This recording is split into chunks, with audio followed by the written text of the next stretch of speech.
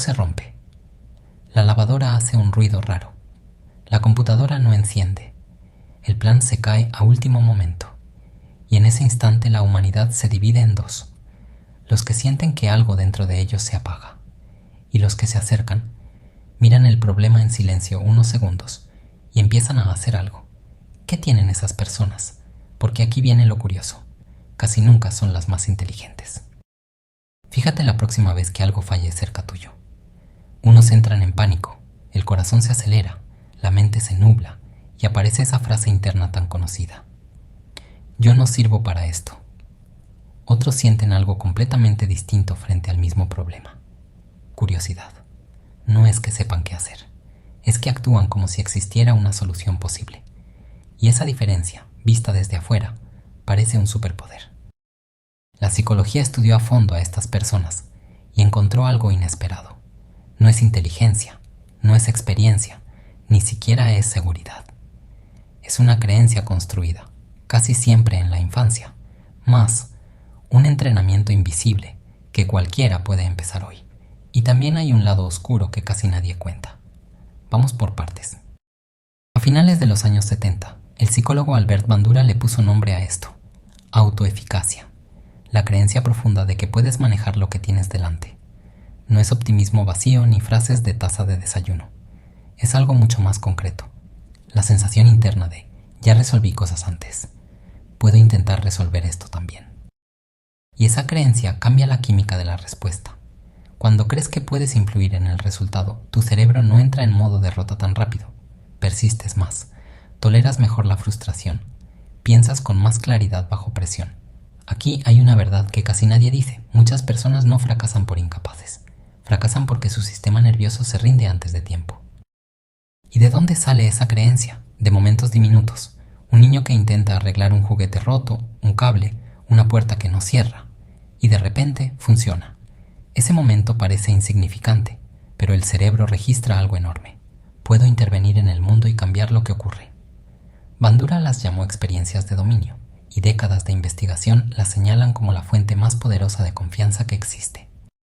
Esto conecta con otra pieza clave, el locus de control, estudiado por Julian Rotter. Mide algo muy simple.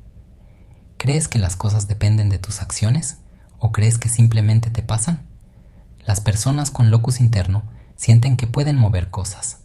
No controlarlo todo, pero sí mover cosas. Y los datos son claros. Manejan mejor el estrés, se recuperan antes de los fracasos y caen menos en estados de desánimo prolongado. Ahora, ¿dónde se aprende esto? Y aquí las historias se separan.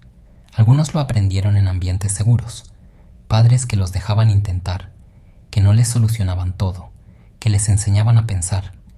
Pero otros aprendieron exactamente lo mismo desde el lado contrario. No había nadie. Tuvieron que resolver solos. Dos caminos opuestos que llegan al mismo lugar. Y aquí va algo que casi nunca se dice de estas personas. Desde afuera parecen seguras, pero muchas veces no se sienten seguras en absoluto. Su verdadero talento es otro. Toleran la incertidumbre. La mayoría necesitamos garantías rápidas de que todo va a salir bien. Ellos pueden quedarse dentro del todavía no sé qué está pasando, sin colapsar.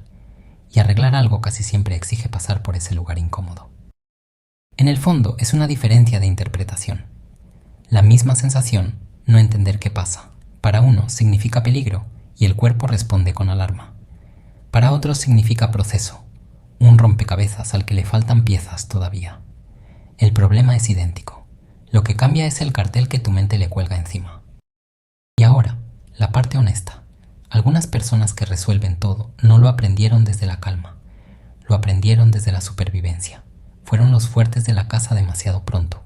Los responsables, los que apagaban incendios emocionales, los que sentían que equivocarse no era seguro.